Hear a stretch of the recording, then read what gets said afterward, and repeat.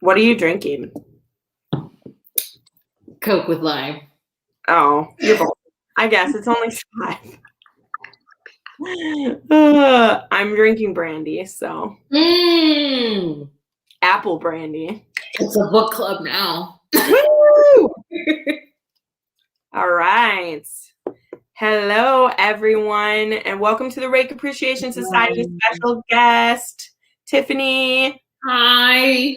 Yeah, Neverland Pixie on Instagram. If you're not following her stories, I don't know what you're doing with your life, because it's all that I wait for is for another pink circle to be around your name like all day long. I'm like pushing the platform to its limits. I don't get why it only lets us record a minute for stories. Like, it's so frustrating. It's so frustrating. But well, we'll wait for some people to join. We may or may not have another guest showing up, everyone. Yes, you'll notice our lovely redheaded darling isn't here. Crystal's feeling a bit under the weather today. She may pop into the comments if she can. But we're wishing her well, hoping she feels better. But my next week is pretty tight, so it was going to be hard to reschedule. So she was like, just go ahead and do it. Which is sad because Crystal and I didn't get to talk at a time, so I want to know what she thinks. But maybe she'll pop up for us. But Candace, hello, welcome. We'll wait for a few more people to pop up, but how about we start? I mean, Tiffany, you were telling me, but what are you reading right now while we wait for the game? I am reading Pam Godwin's Deliver series, which is crazy. You know, I think what's crazy about it is that it's so dark.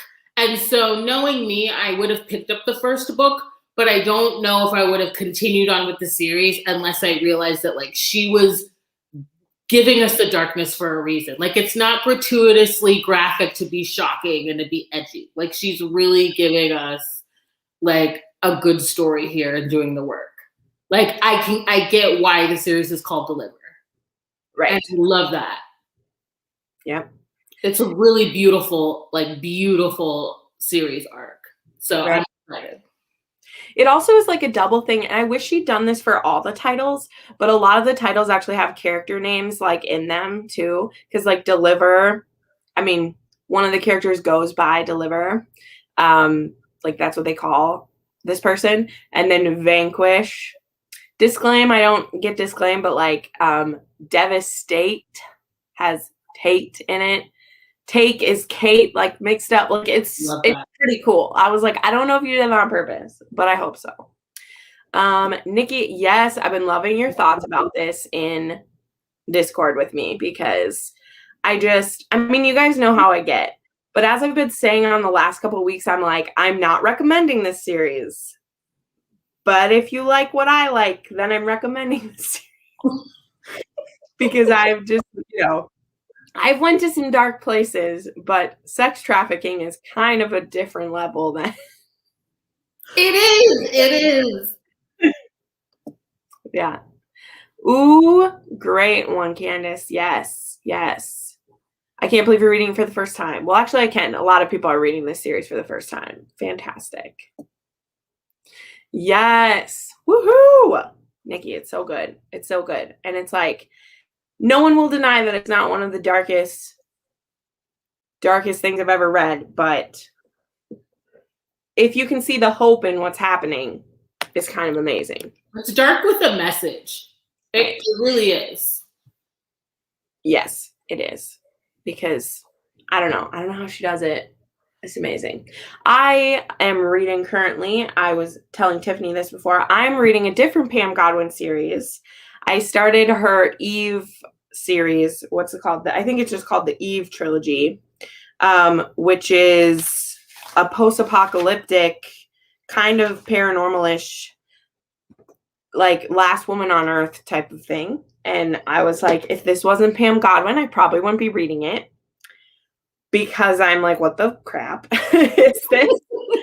But she has a really compelling author's note at the beginning where she's like, this is going to be a slow burn in the beginning, but I'm going to take you to amazing places. So more to come about that. I will hopefully talk about it on the weekly wrap up because I should finish it tonight or tomorrow. We'll see. It's a hefty bitch, but I'm excited. We were supposed to have a second guest, but maybe she got caught up. If she shows up, we'll pull her in. But otherwise, we will go ahead and get started. How was this book for everybody? I love a hero. I love a hero with a plot to get his queen. Oh my God. That's gorgeous. Stop it. I love how he looks. He's beautiful. Oh my God. I know, I love this one. Izzy found this book for free at the bargain bin the other day.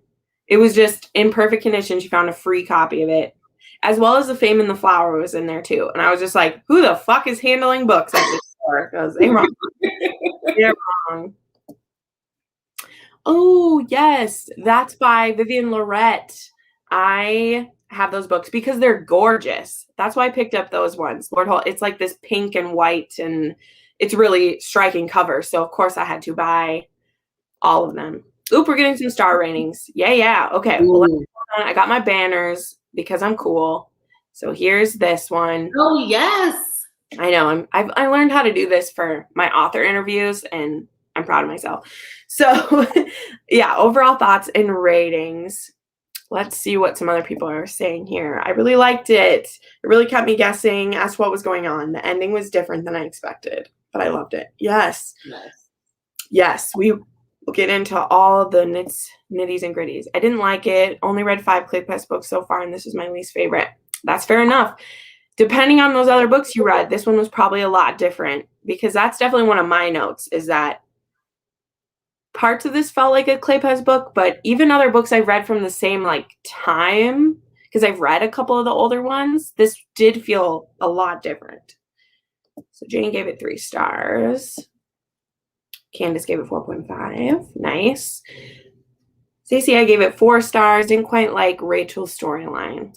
Felt too much for a standalone, and the ending felt rushed. That is a great point. I wish Rachel, Kleypas does that. She slips in other people's stories that they deserve a whole book.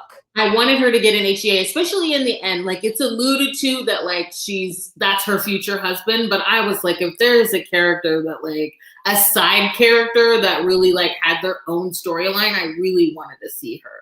And I know that she doesn't have a book, so I'm just I was sad about that. Yeah, she deserves an HEA. It's like Olivia and her hero. That is the love story. The second tier love story in Again Magic is one of my favorite Kleypas love stories, just for personal reasons, right? And so I'm like, why couldn't that have had its own book? But since that was written as a prequel to the other series, we had to fit both sisters into one, which fine. Yeah, right. I'm I'm not happy about it because I want it. Please. Right. Yeah, we're going to talk about this. We're going to talk about that. Plot twist at the way end wasn't for me. Oh, and the way it ended. Yep. Okay. I knew that would be pretty divisive. There definitely are some divisive ratings on this. Yes. Yes, Victoria. Absolutely. Yeah. And I mean, after, talking to about family books, weren't always a thing. That's been done by some of the great Justice for Rachel. Love it. I think she did get it. I mean, I think she did. It's satisfying. I mean, it was satisfying in how he ended, but it would have been great. But writing books for side characters wasn't always a thing. So this one coming out in the early 90s, it just wasn't always a thing to do that with your characters. But it's not too late, Lisa. You could say that's what I'm saying. It's not too late. I could put in a request.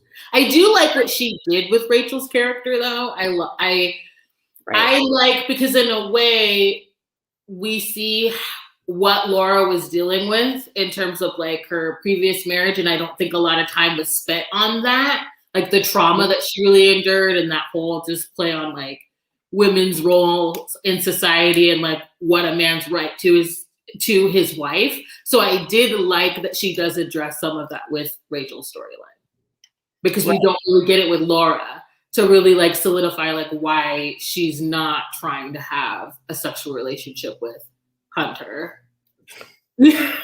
Yeah. Well, Yeah, it's so hard because I feel like we read a lot of contemporaries now that will show abusive relationships, and there are historicals who will show abusive when it's like that guy's dead already. Yeah. They'll say like I was abused, and then it's their like second chance, which those are powerful too. But I feel like it'd be very hard to name books where like I can name one. I'll tell you in a second. I can name one book where the heroine's like he's alive during the time she's falling in love with someone else because he's abusive, you know. Usually they're already past and the person is grieving, and then, oh, I found new love again. It's so great. Like, and she explains like it's so tragic for Rachel because she was in love with him. Like it seemed like they were in love at the beginning, which is how it is with a lot of abusers. Like there's a reason why people stay even today. There's a reason why people stay today. And that goes to show you it doesn't have to do with just the time period or the means or whatever. Like it just people stay. So that's something I feel like we just all can't like empathize with. But even like if there's stories written about it today, then it was definitely happening before, but there are still reasons why people stay even if they were able to leave at any time. And my others don't intervene. Like nobody Right. kind of meddled. Oh, we'll get to this one, Candace. We won't. Let's not jump the gun. Stick with me. Stick with me. Overall thoughts and rating. We're going to go into all those little nitty bit parts. Victoria, I don't know how to rate it. Sorry, I was hoping that was Jessen. It's not. I liked the love story a lot, but there was some things that kind of annoyed me. Right. Yep. I felt the same way. So my initial rating of this, and like I did rate it at 5 on Goodreads, I probably would give it a 4.5 or even a 4 the longer I sit with it. I do this all the time. I'm a gut reaction rater. That's how I do it. Because I'm an emotional reader, when I finish the book, what's the high that I'm on? So if a book ends really well, then it's going to get it. I read this in pretty much all one sitting. I'd listened to like the first couple chapters the day before, but I read this like all in one sitting. So all of that mystery being included and the feels and everything is all happening out for me. And then it's done. And so then I'm like, oh, this was 5 stars. It was so great. And it's through talking with you guys and talking through things that I like. Okay, it was probably here, but I would still give it 4.5 just for how unique it was, for those uncomfortable things, like that he would be able to keep her from adopting this boy, you know, like the way that he maybe manipulates that for himself to be like, if you want to keep him, then you're going to do this for me, which I freaking love that. But I understand why that was problematic for some people. But I was like, how else is he going to get her to do that when like he knows that she will like it if he gets her to, and he only wants what's good for her. Like he does. He cares about her. This man's infatuated with her, and he knows that he's going to please her real good, but how else is he going to make it happen? You know? Yeah. But okay, well, we'll move on to the next. So here we go. Let's get into this. Did you guess the twist? And at what point? Like, did you guess it before she told it to you? No, I had a pretty good inkling. I think his POVs are really clever things within his POVs, like the tattoo scene, him looking for journals and stuff like that, to where I thought like, okay, this isn't her husband. But I did not know about the twist, you know, prior to like Hunter's mother, the dowager, having that conversation with her. I didn't know that was the twist. I didn't call that. Yeah. I really like what she said here. This is great. One thing I gotta say, the mystery aspect was so well. I couldn't stop reading because I needed to know. Right. I wasn't sure down to like down to the point where it's revealed to her. I wasn't sure. Like, I agree with all the little things. I was sure that he wasn't Hunter. But I had a brief thought. I was like, is it twins? Because sometimes people would send a twin away so there wouldn't be competition. I was like, is it, you know, some other way? Like I had an inkling, but I was like, this isn't going to be a twin thing, is it? You know, is this a secret twin? Because that's the thing to me is when they're like, he looks exactly. How is that possible if they have different moms. Like, I'm never like sure how that can happen, that half brothers could look so alike. I'm not sure. So I don't know.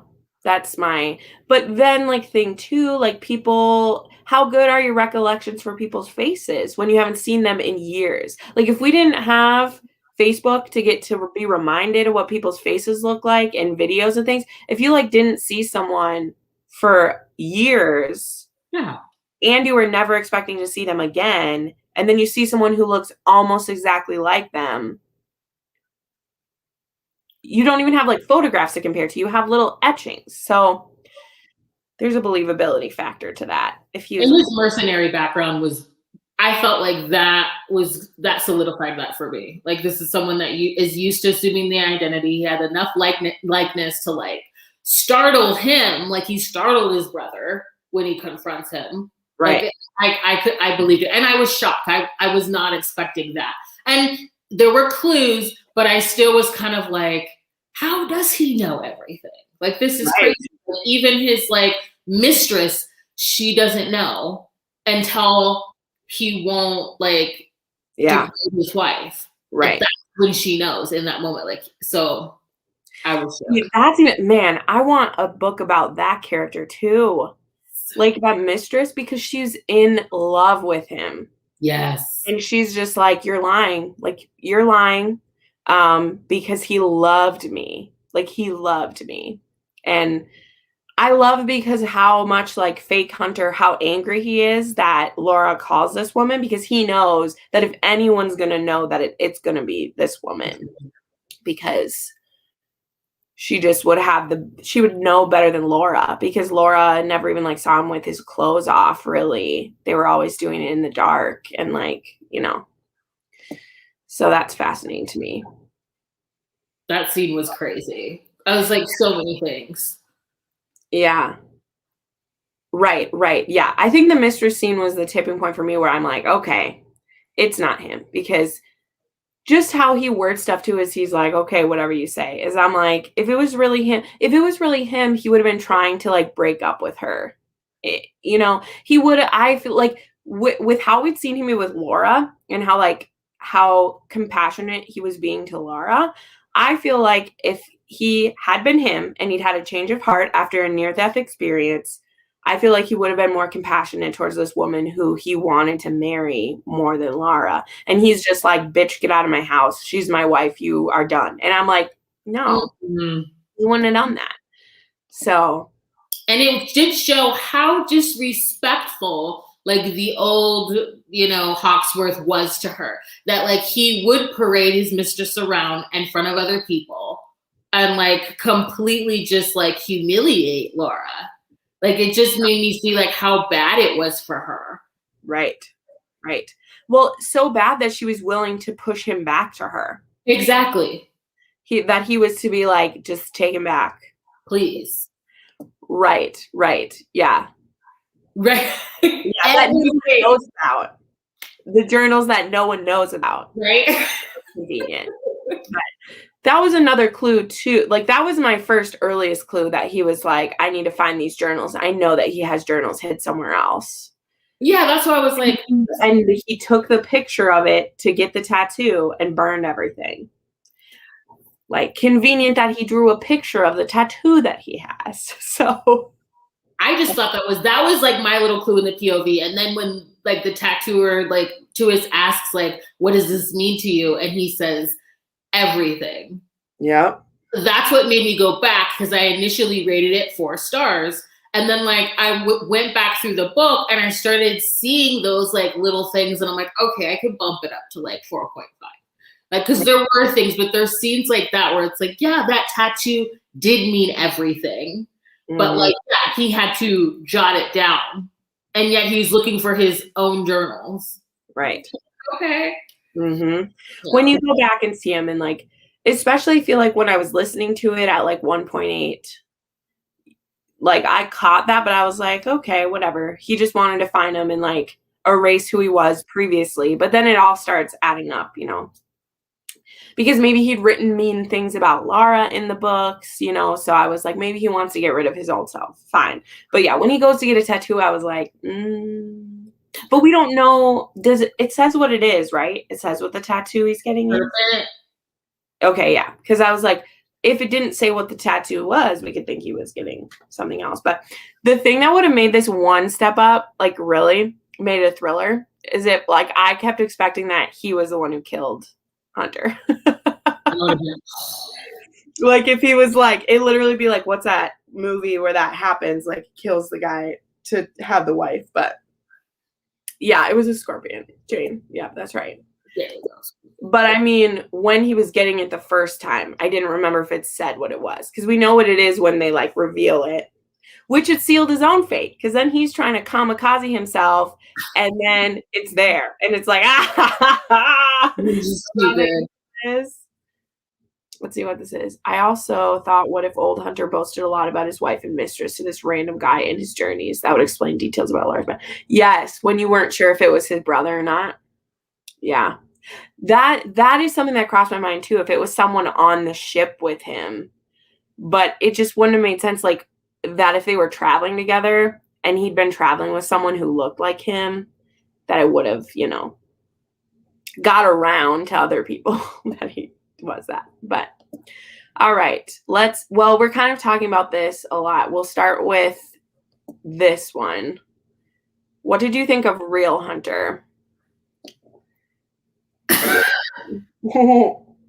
Like, no. Yeah. Real Hunter was horrible. Like, yeah.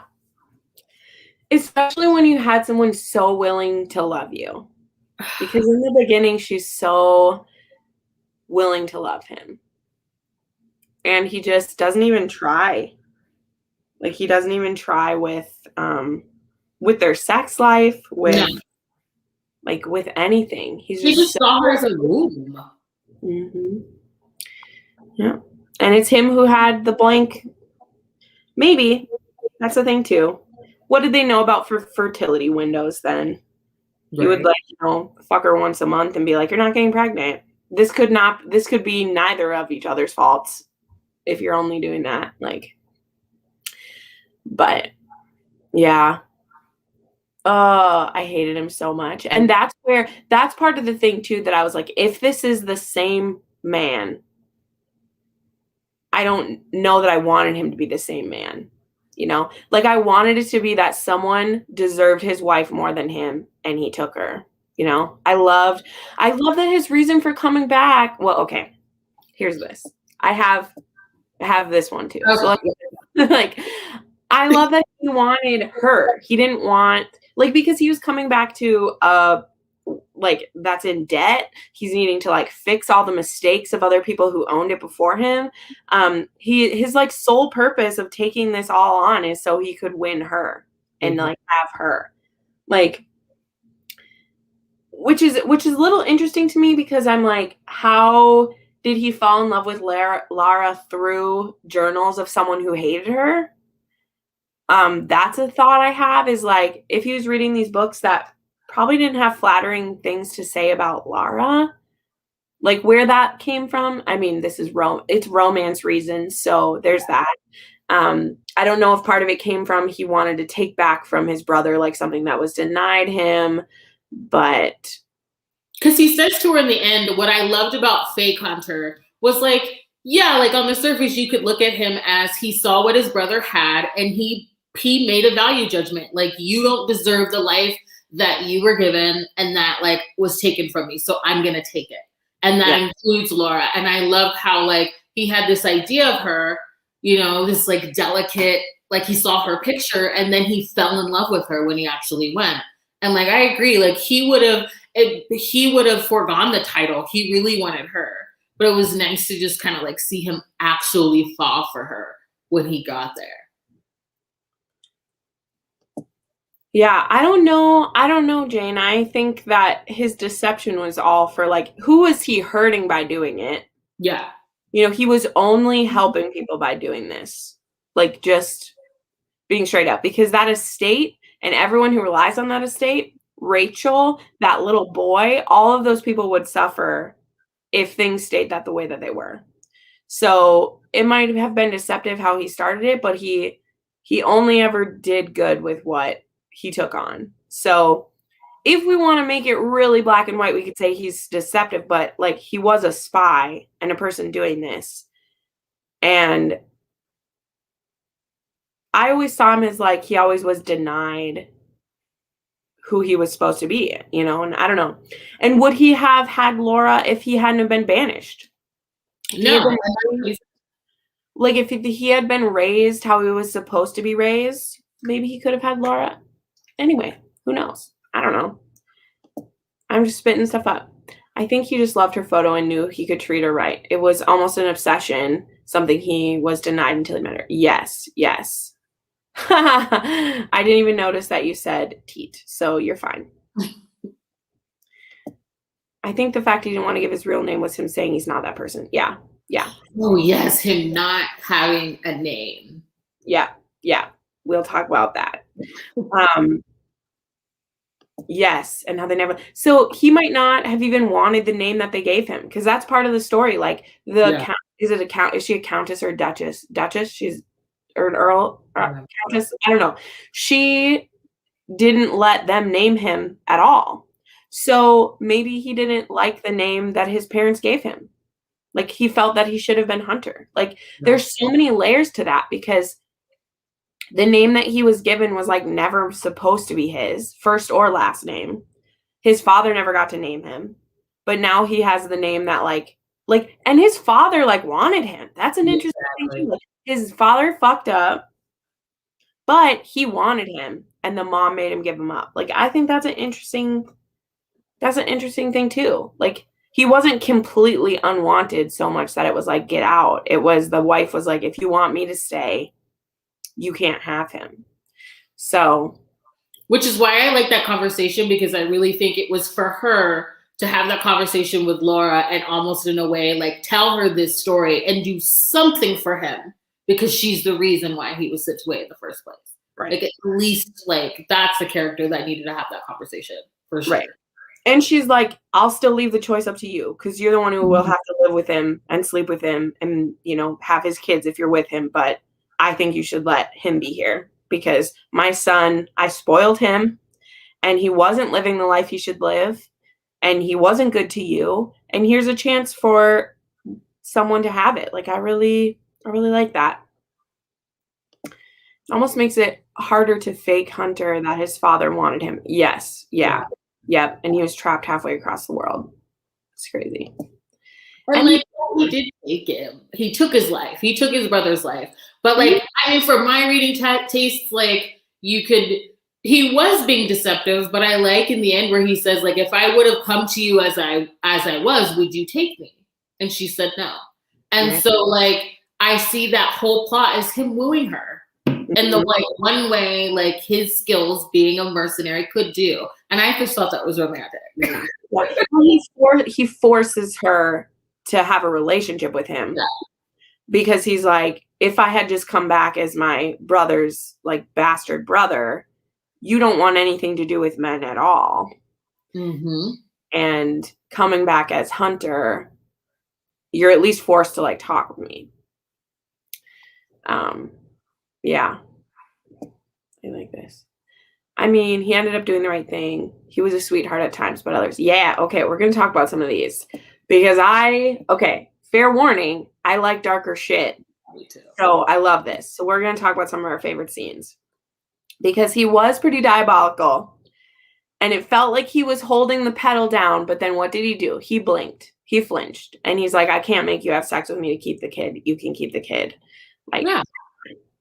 And number one, I knew he was going to blink because I was like, she's not going to make him do it.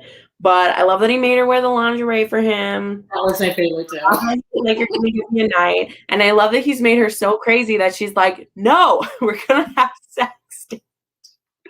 Show it to me that it can be good, right? Show it to me that it can be good.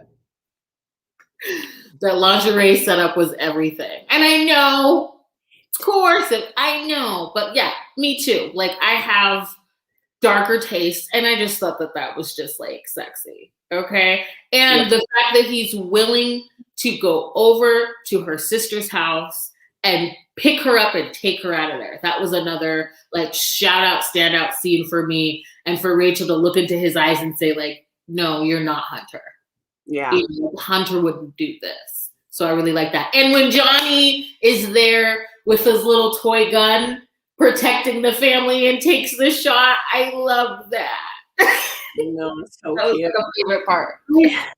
I like that he was still like hard. Like he was a mercenary and he was these things and he was wooing her, but he also was like really honest about some stuff. He's like, you have your charities, you have these things. And he's like, how do you think those are going to be funded if you keep letting this fall into disrepair? Like we need to clean it up. And you can't just give all the money away until we build some of it up. And it's like, that's hard to hear when she just wants to take care of the orphans. And he's like, there will be nothing to take care of the orphans if we don't fix this.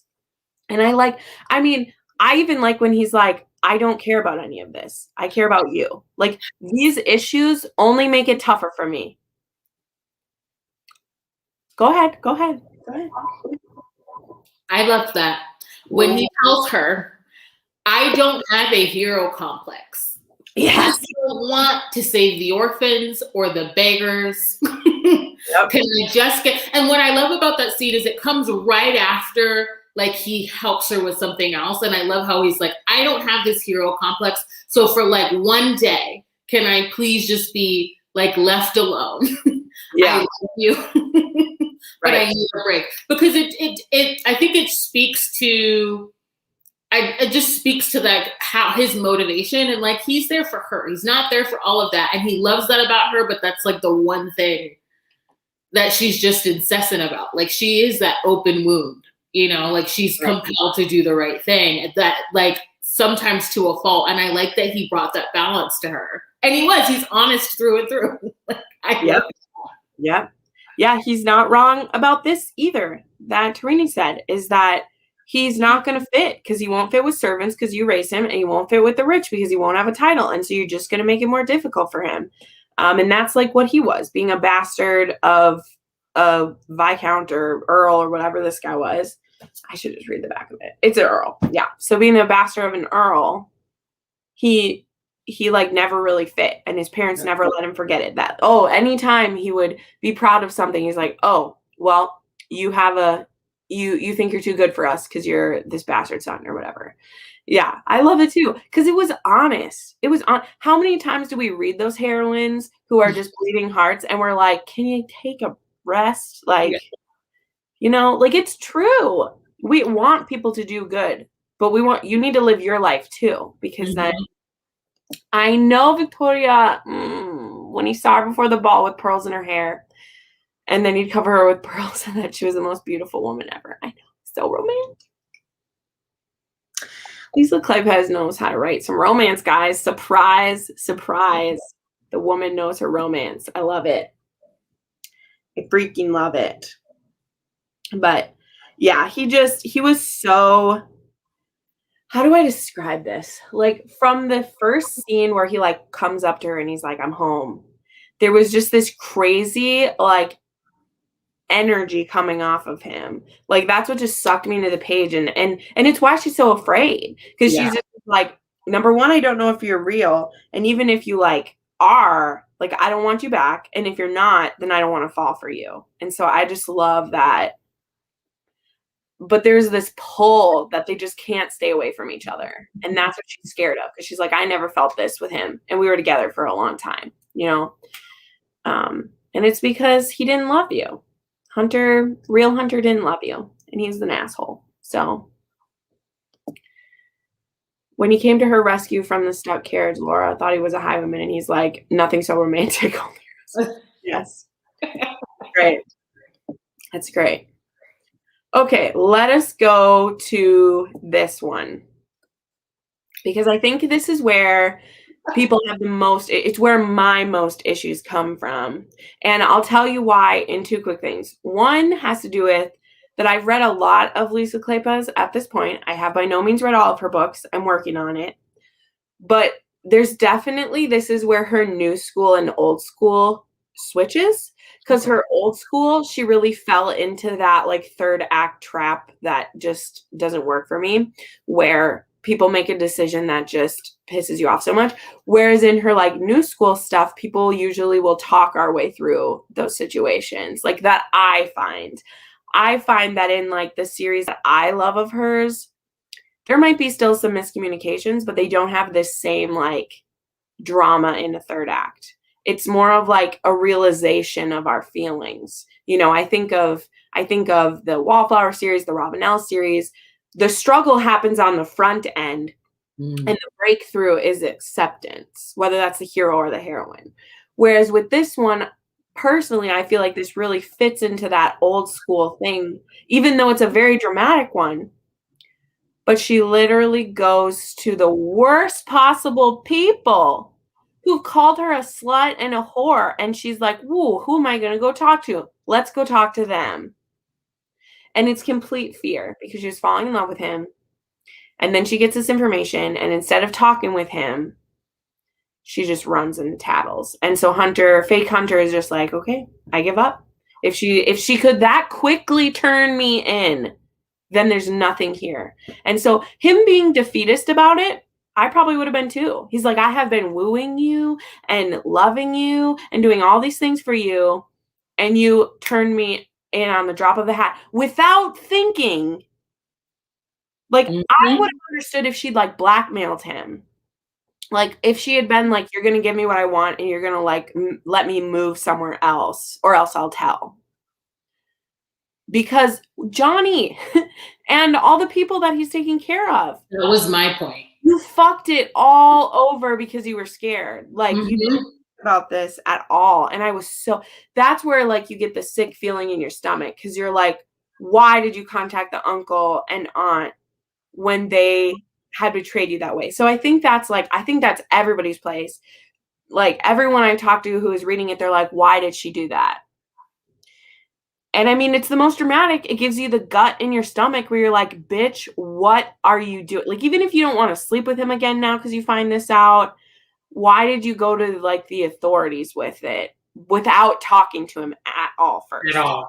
She makes it, because then what does she have to do to get him out of it? She has to pretend to be a hysterical woman, which just like, I don't get offended by it. I got offended a little bit that you're blaming your pregnancy and your brain as why you were pissed at your husband and turned him in to the police. So, all right, there's my piece on it. I understand the frustration, and that's why it's like not a full 5-star after talking about it more, because I'm just like, bitch, why? So yeah, that's how I felt.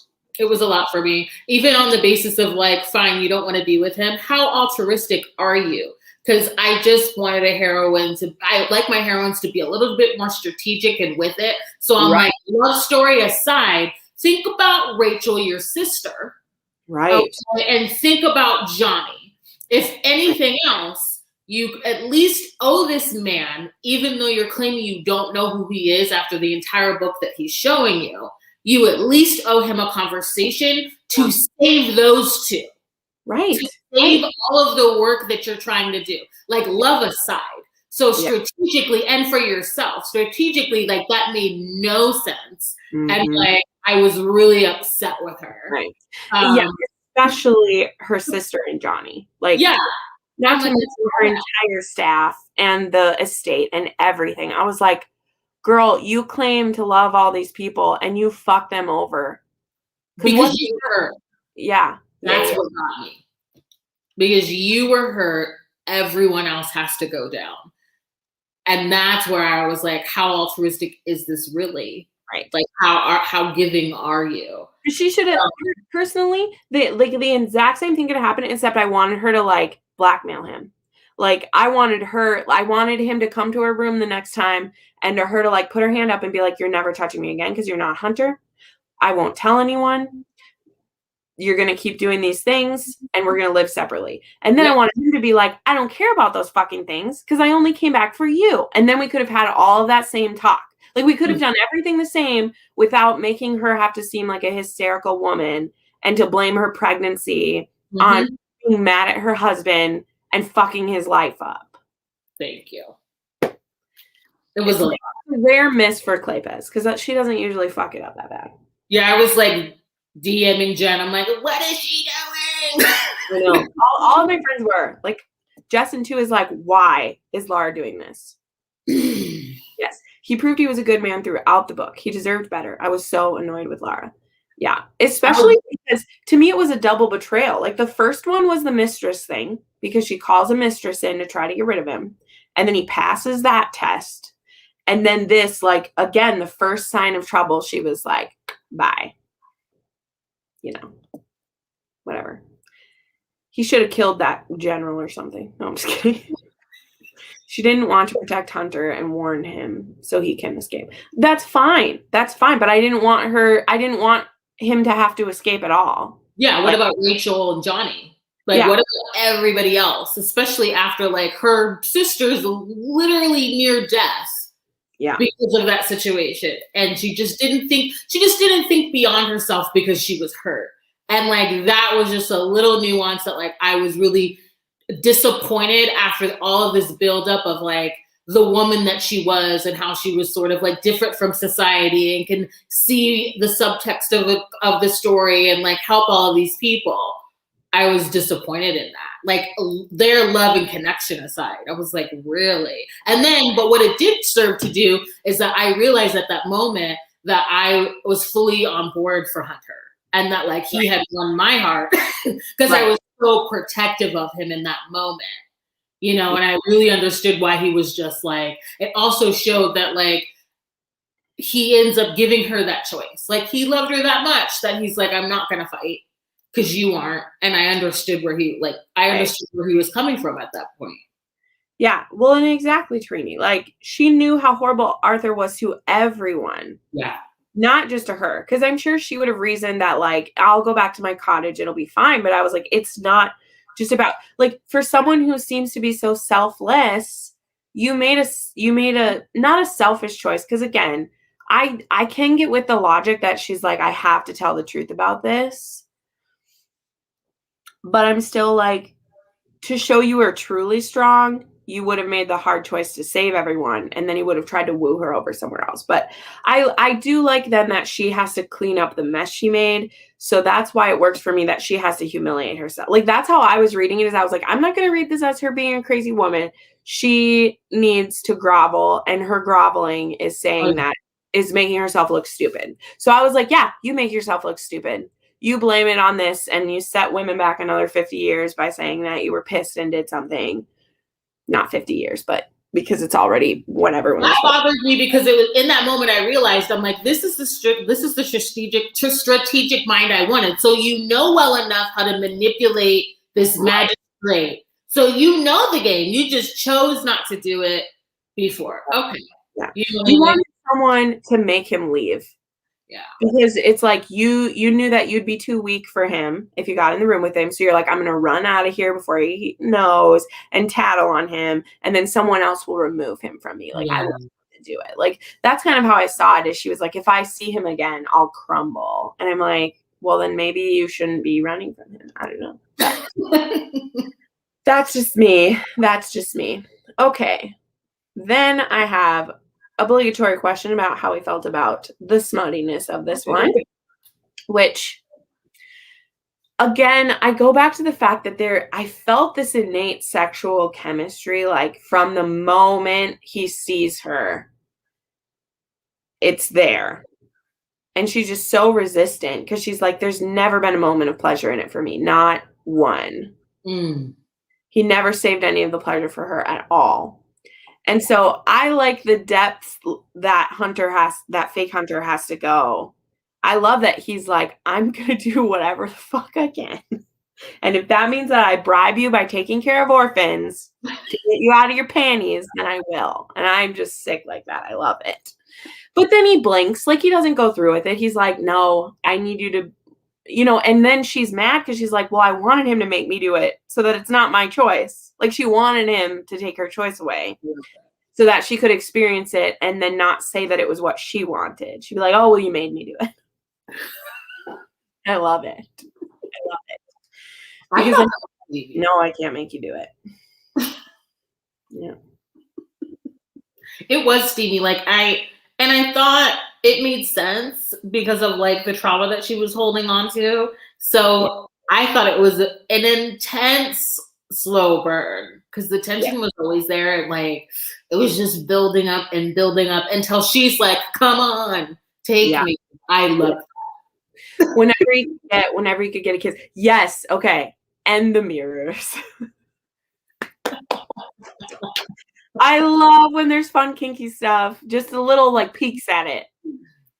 Little peeks at it in historical romances. Cause like, people did it. People been sexual deviants forever. And I love it. She's like, why are there mirrors in here? I don't want to look at myself. And he's like, there's reasons that there's mirrors in here. I'll show you sometime if you I love it. I love it. She's like, what? We're gonna take our clothes off to do this? Yeah.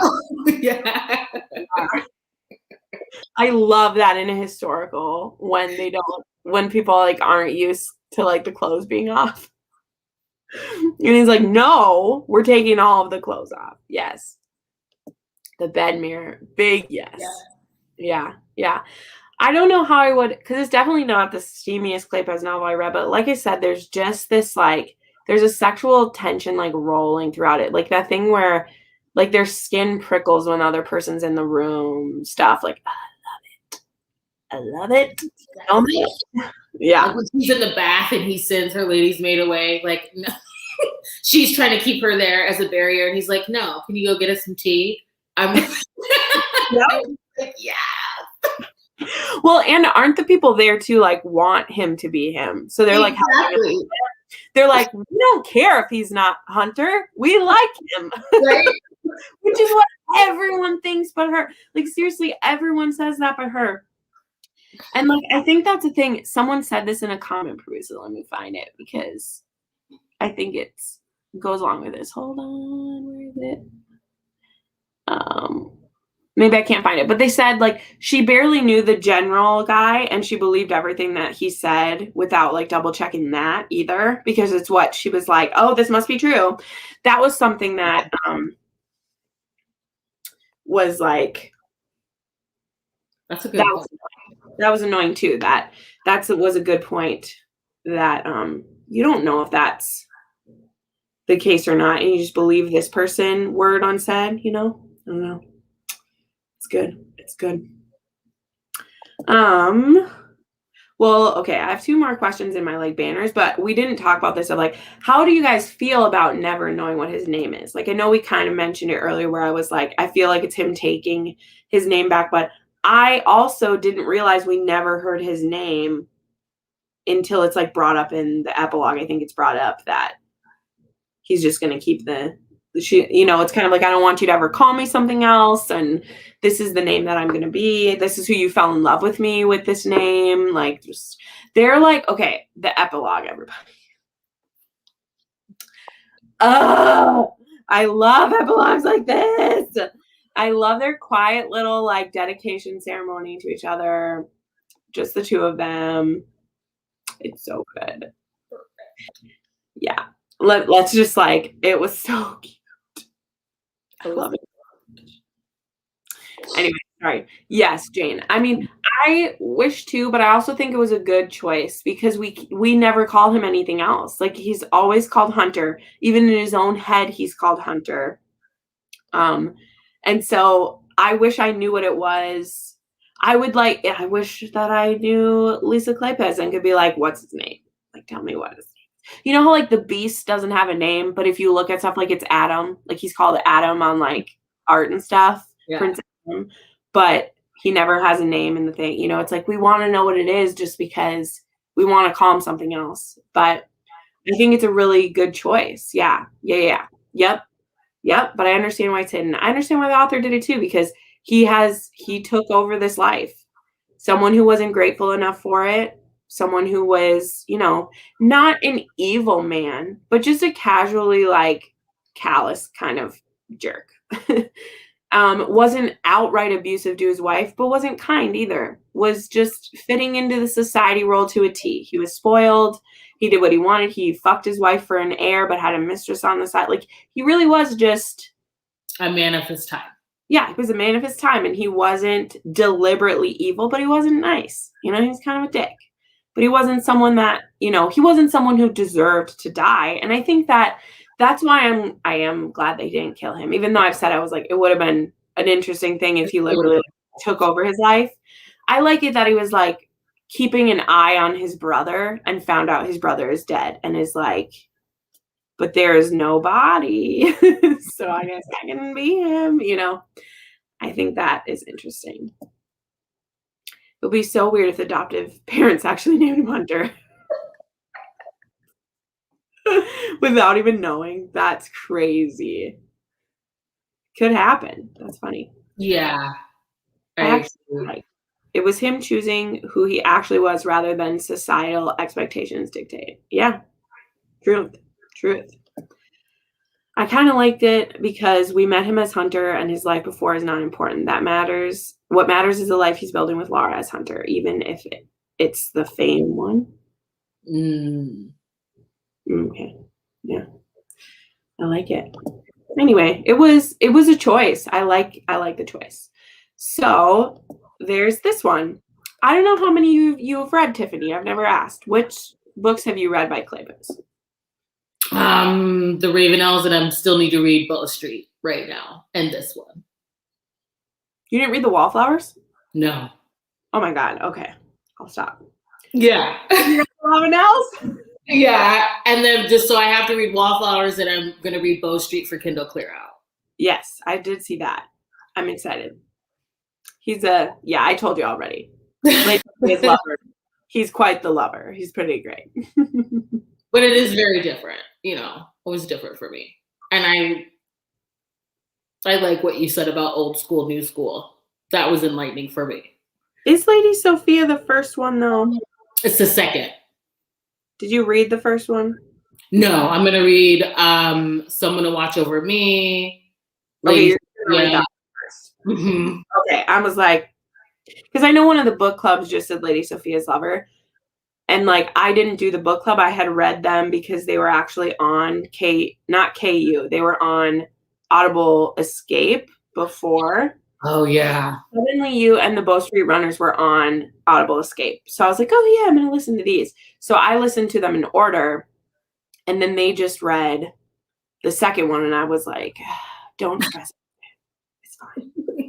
I guess at this point, like, I just so rarely read books out of order now that I'm just like, I'll read them in order. But there's nothing wrong with reading books out of order. It's fine. But in that one particularly, like, they do, like, lead over into each other more so than, like, other ones do. Okay.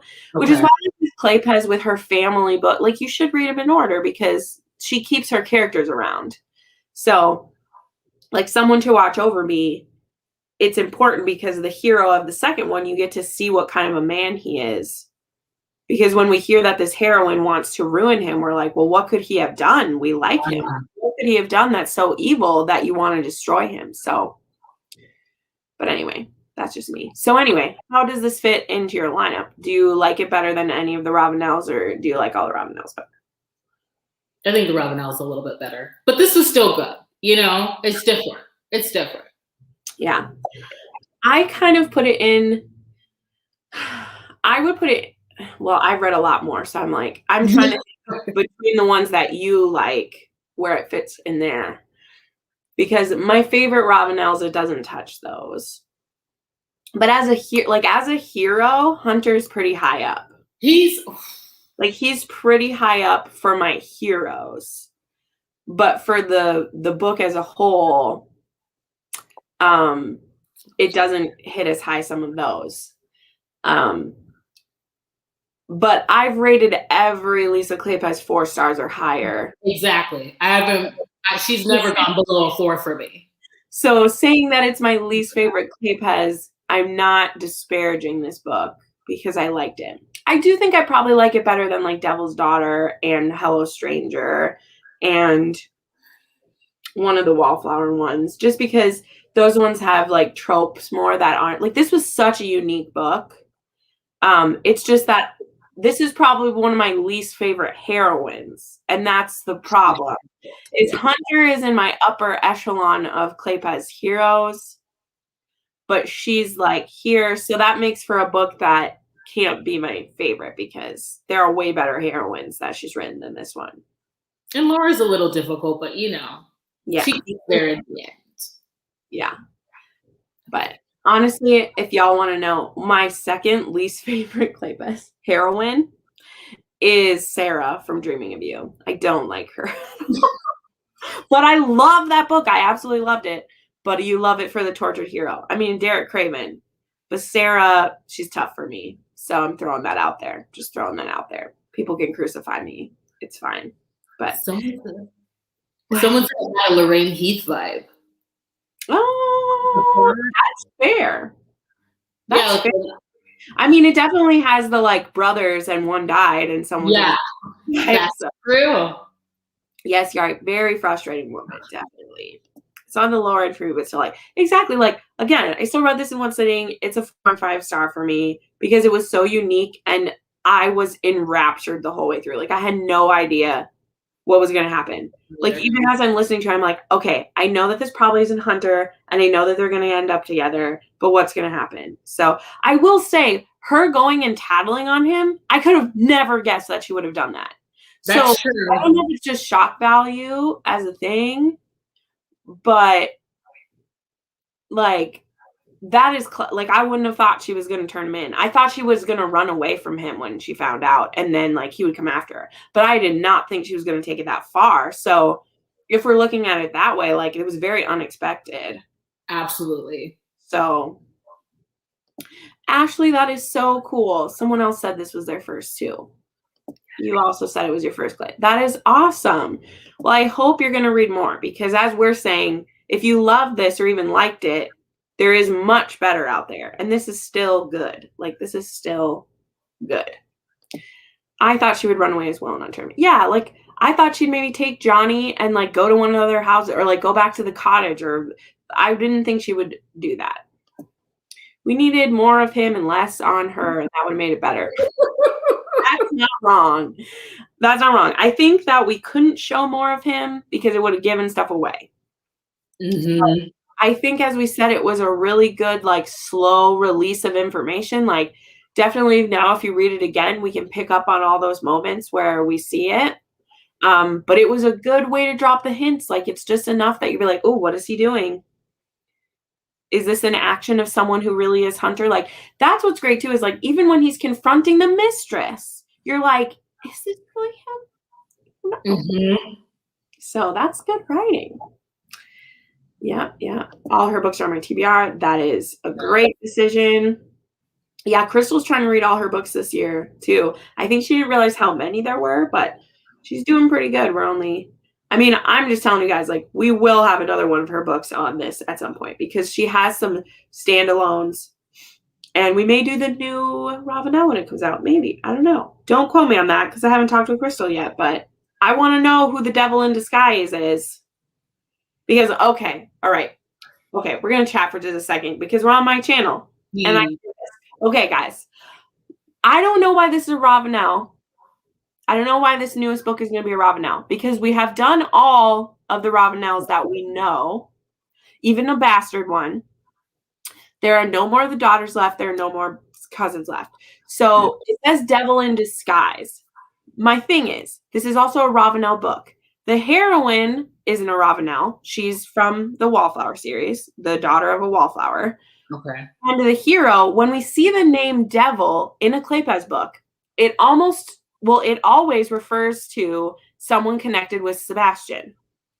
Like any of the books by her connect with Sebastian, which is Devil in Spring, Sebastian from There, which you haven't read yet, but you've read about his kids, right? Yeah. Devil in Winter is his original book. Devil in Spring and The Devil's Daughter, they're about children of Sebastian. So here's this thing. Justin and I were talking about this because we're big fans. If this is about a bastard son of Sebastian's, like before his love interest, let's say it's a bastard son of that would make him really old to be the like love interest for Merit. And then also, why is it a Ravenel book? Because neither of those people are connected with the Ravenels. They're connected with the Wallflowers. So that should be a new series.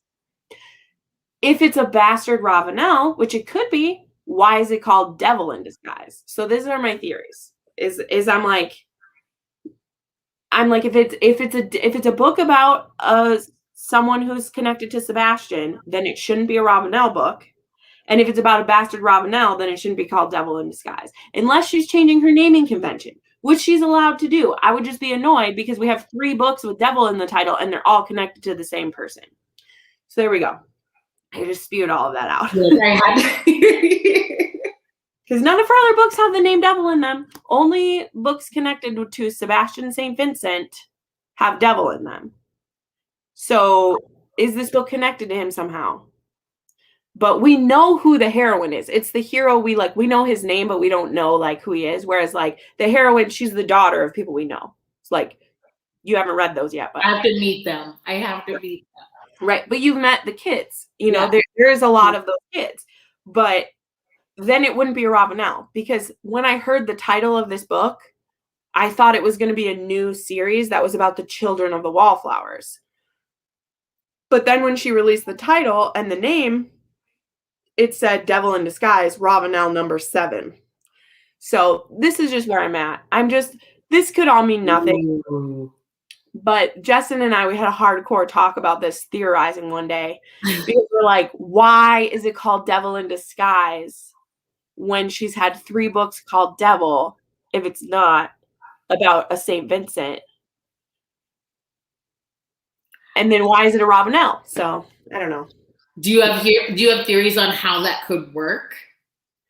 Well, I don't know how it could be a Ravenel. That's the thing. My theory is that theory is that it could be a bastard Ravenel, but then he would be like, I just don't know how that works.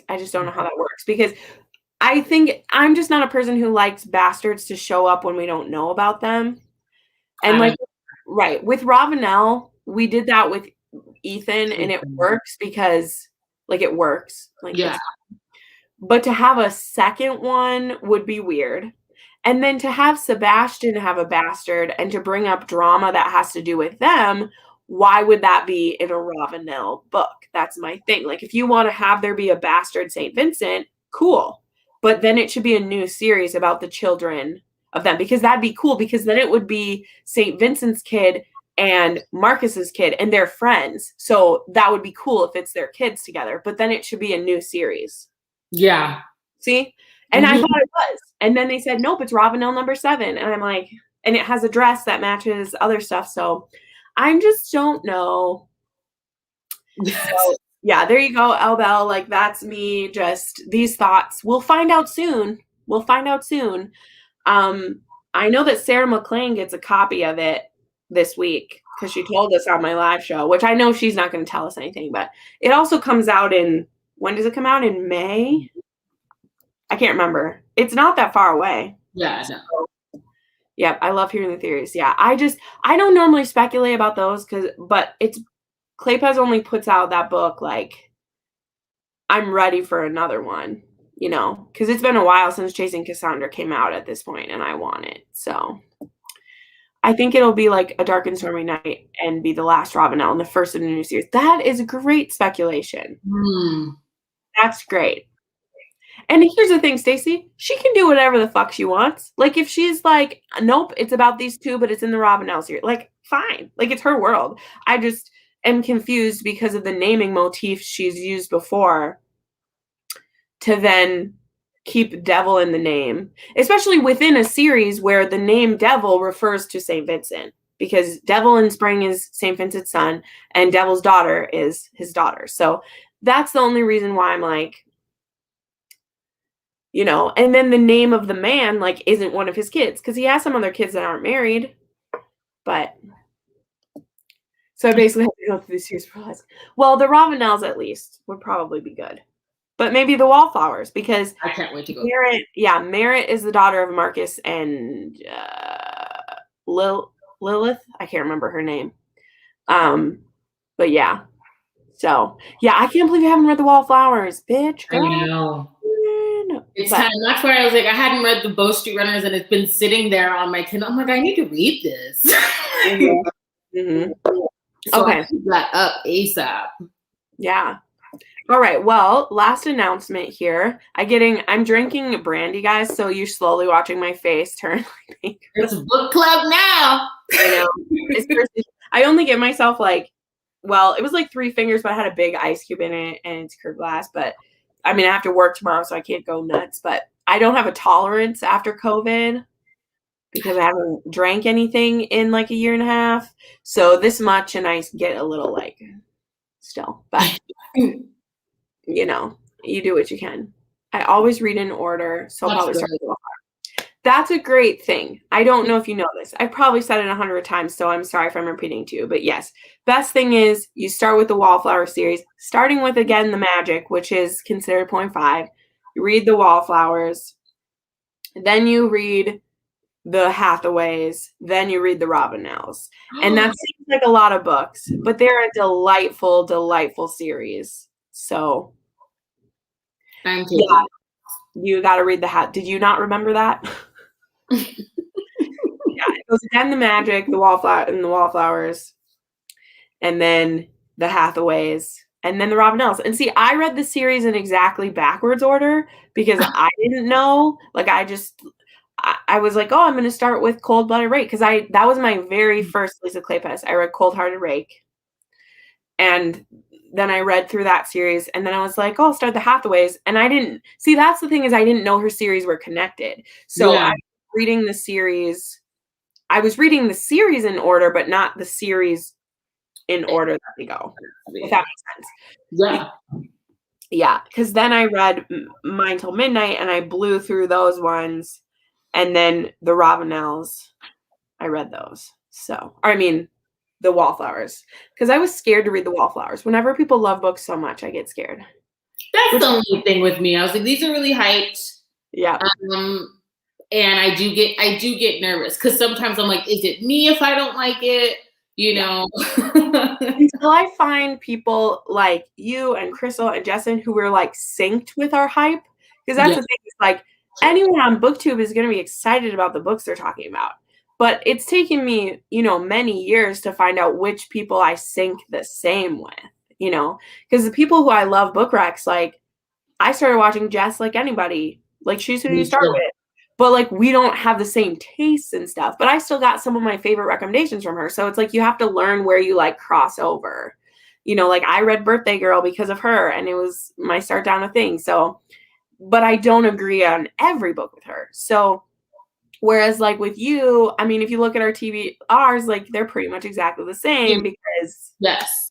The reading tastes are aligned. Finding this channel completely just changed. I don't mean to sound extra, but it did. It changed my life. It changed my reading life. I felt like this is a safe space. Every single rec, we have our reading tastes are aligned. I have the most 5-star reads that I've ever had since coming to this channel. And you did a video on 365. I was in film school at the time. You were talking about 365, and I was like, this is someone that, thank you, she gets it. And I just finally interacted with you. Just when I made that video. And I finally interacted with you, and I was like, oh my God, because my reading just popped off at that point. Right. Well, it feels so good. And I mean, the thing that's hard for me is I read faster than any of my friends. Well, besides you, you read as fast as I do. You do. And you don't sleep. So you get through as many books as I do. And there's I know in February, literally when you posted your read books, I was like, wow, we read the exact same books. Because she's like, I see my influence here. I am happy. I'm like, yes, thank you. I read the book and I tell you about it. And then when I wake up the next morning, you've read it. Anyway, sorry. I'll stop beefing myself up. But yes, BookTube. But you gotta be careful because she'll post a rec video and I'm like, I thought this is what I was reading, but I guess not. And it adds so much, seeing everybody's. And if Crystal gets on, I still need to read Still by Kennedy Ryan. If Crystal does, that's just become a normal part of my routine. Watching her and Kazi. If she's moved by something, I'm picking it up. Right. Oh, Crystal, we love you. Yes. We love you so much. I'm sorry you're not here right now, but when you watch this back, we freaking love you. And I feel the same way because it's like I've noticed where our tastes like diverge too, but I still know when I see her talk about a certain book in a certain way and how she's able to talk about it, I'm like, I'm gonna read that book. There's just still some that she'll talk about it and I'll be like, that one's not gonna work for me, but I loved how you talked about it. It just says like she doesn't read every book I recommend anymore either because we've found the spots where we don't like she's found the spots where like we don't fit. And that's the beauty of it. Like So great. it's great. But yeah, so yes, yeah. Novel life, girl, Tori. It's so true. It's so true. But okay, yes, final announcement, and then I need to stop drinking, so it's good. But next month's book is going to be Texas Destiny. Woo! I'm like actually in the mood for this because I'm reading a dark romance cowboy series right now, and I'm excited to get on this one because I have heard this is on a lot of like best romance lists. This one is from 1997. I have the new cover because I wasn't able to find an old cover of this one. I have the other books in the series in the original covers, but Texas Destiny was one I couldn't find. So I ended up ordering this. So this is going to be on April 8th at 7 p.m. on Crystal's Bookish Life, where this normally is hosted. And yeah, I believe this one is a mail order bride. And Dallas goes to pick the bride up for his brother, who this mail order bride is for his brother. And so this also has like road trip elements in the West. And so, so Dallas is the person she's supposed to marry. Houston. Oh my gosh, their names are Dallas and Houston. I knew this now. Yep. And so they have to travel together, and obviously are, will she marry the right brother? We'll find out. But this is what we're gonna read. I've heard great things. I've only read a few Lorraine Heath, but She's gonna give you this plot. Right. I love the stuff that I've read. I haven't read one of her older ones, though. I've only read books in the 2000s of hers. So I'm excited to read some older ones because, man, she's my most owned author because her books are all so beautiful. So here, I'll tell you how many I own because I can tell you. I think I own 30 of them. And I've only read... Yeah, I own 29 of her books, and I've only read like 5 of them. So I need to get going. So I was like, Crystal, let's pick a Lorraine Heath.